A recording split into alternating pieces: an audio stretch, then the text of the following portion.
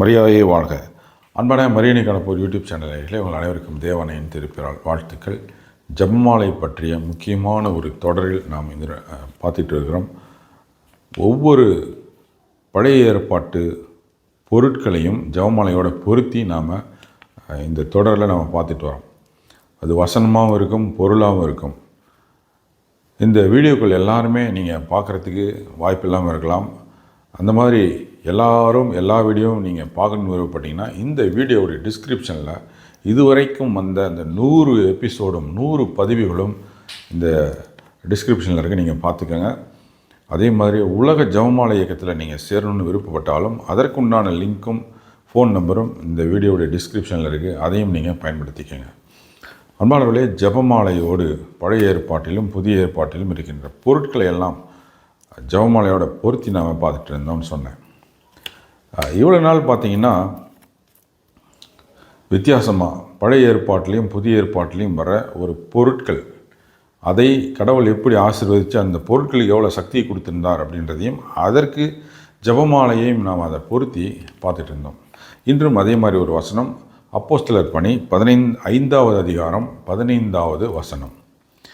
எனவே ராயப்பர் போகும்போது பிணியாளர்கள் சிலர் மீது அவர் நிழலாவது விழும் என்று எதிர்பார்த்து அவர்களை தெருக்களில் கட்டில்களிலும் படுக்கைகளிலும் கிடத்துவார்கள். அப்போஸ்தலர் பணி 5வது அதிகாரம் 15வது வசனம். என்னென்னா, ஆண்டவர் மோட்சம் போனதற்கு அப்புறம் தன்னுடைய அப்போஸ்தலர்களுக்கு அவர் போலவே செயலாற்றுகின்ற வரத்தை கொடுத்தார். புதுமைகளை செய்யும் வரம், நோய்களை குணமாக்குவது, பேய்களை ஓட்டுவது, வல்ல செயல்களை செய்வது அப்படின்ற மாதிரி தன்னுடைய அப்போஸ்தலர்களுக்கு அதே வரத்தை கொடுத்தார். அதில் ராயப்பர் நிறைய அந்த மாதிரியான புதுமைகள் எல்லாம் செய்தார். ராயப்பரும் சரி, அதுக்கு பின்னால் அந்த சின்னப்பரும் சரி.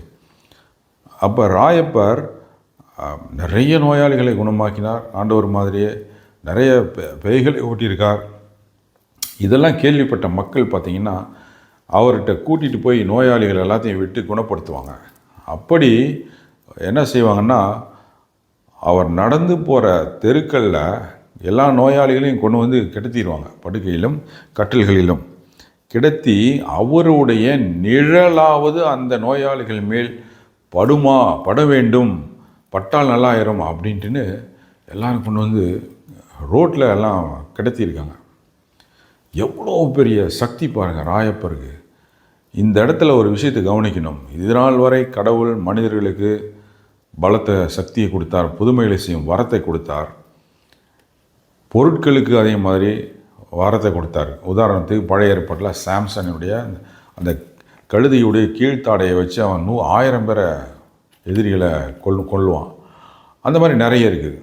மோயிசனுடைய கோல், தாவீதினுடைய யாழ், இந்த மாதிரி நிறைய சொல்லிகிட்டே இருந்தேன். நம்ம பதிவுகளை நான் பார்த்துட்டு வந்தோம். ஆனால் வித்தியாசமாக ஒரு பொருளே இல்லை, ஆளும் இல்லை, நிழல் நோயாளிகள் மேல் பட்டால் குணமாகுது. அப்போ தனக்கு பின்வருகின்ற அப்போஸ்தலர்களுக்கு கடவுள் மிகப்பெரிய சக்தியை கொடுத்து இந்த திருச்சபையை வளர்க்குறதுக்கு உண்டான எல்லா புதுமைகளையும் செய்ய வைத்தார்.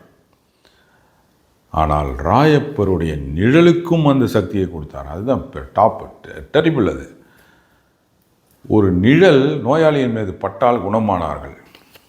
இது இயேசு தன் சீடருக்கு கொடுத்த பெரிய வரம். ஆனால் மாதா இந்த இயேசுவின் சீடர்களை விட மிகப்பெரியவங்க.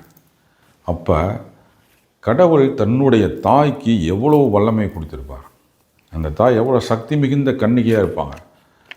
ராயப்பருடைய நிழலே அங்கே புதுமை செய்திருந்தார் என்றால் அந்த ராயப்பர் தலைவராக ஏற்றுக்கொண்ட ஆண்டவர் இயேசுவை பெற்ற தாய்க்கு எவ்வளவு வல்லமையை செய்கின்ற சக்தியை கொடுத்திருப்பார் கடவுள் தேவதாய்க்கு. ராயப்பருடைய நிழல் நோய்களை குணமாக்கும் என்றால் தேவதாய் கொடுத்த இந்த ஜெபமாலைக்கு எவ்வளோ சக்தியை கொடுத்திருப்பார் கடவுள். எவ்வளவு நோய்கள் இதனால் நீங்குகின்றன, பேய்கள் ஓடுகின்றன, பிரச்சனைகள் தீருகின்றன, துன்பங்கள் நீங்குகின்றன இந்த ஜெபமாலையை பிடிச்சு வேண்டியிருப்பார்.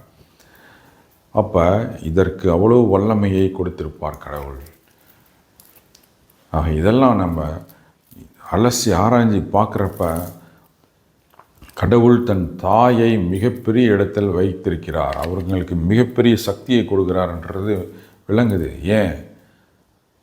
தன்னை 3 முறை மறுதளித்தவர் ராயப்பர் ஆண்டவரை இவர் யாருன்னு எனக்கு தெரியாதுன்னுவார். கோழி 3 முறை கூவுனுச்சு. அந்த மாதிரி அப்புறம் பார்த்திங்கன்னா அது கடலில் நடக்கிறப்ப விசுவாசம் இல்லாமல் நடந்து வா தண்ணியில் ஒரு ஆண்டவர், இவர் நடக்க ஆரம்பிப்பார், திடீர்னு பயந்து உள்ளே முழுக ஆரம்பிச்சார், கத்துவார். நிறைய இடத்துல பார்த்தா ஆண்டவர்கிட்ட திட்டு வாங்கியிருக்காரு. போகப்பாலை சாத்தானேன்ட்டுன்னு பார்த்திங்கன்னா ஆண்டவர் ராயப்பரை பார்த்து சொல்லியிருக்காரு. அப்படிப்பட்ட ஒரு நபருக்கு கடவுள் மிகப்பெரிய வல்லமையை கொடுத்து உன்னுடைய நிழல் பட்டாவே நோயாளிகள்லாம் குணமாகட்டும்ன்ற சக்தியை அவருக்கு ராயப்பர் கொடுத்திருந்தால் தன்னுடைய தாய் பரிசுத்த தாய்க்கு மாதாவிற்கு எவ்வளவோ சக்தியை கொடுத்திருப்பார் கடவுள். கடவுளை பெற்ற தாய் அப்போ எவ்வளோ சக்தி இருக்கும் அவங்களுக்கு. அப்போ அவங்க கொடுக்குற இந்த ஜெபமாலைக்கு எவ்வளோ சக்தி இருக்கும். வல்லமை மிக்க இந்த ஆயுதத்தை பயன்படுத்துவோம். தேவத்தாயின் இயேசுவின் அன்பு சீடர்களாக ஆவோம். அன்பாளர்களே, இந்த வீடியோவை ஷேர் செய்து மற்றவர்களுக்கும் ஜெபமாலை பற்றி பரப்பும் தூதராக உங்களை அன்போடு அழைக்கின்றேன். தேவத்தாயின் மாசற்ற இதயம் போற்றி வணங்கப்படுவதாக. தேவத்தாய் என்றென்றும் வாழ்த்தப்படுவார்களாக. பிதா சுதன் பரிசுத்த ஆவியின் பெயராலே ஆமென். நன்றி. மரியாயே வாழ்க.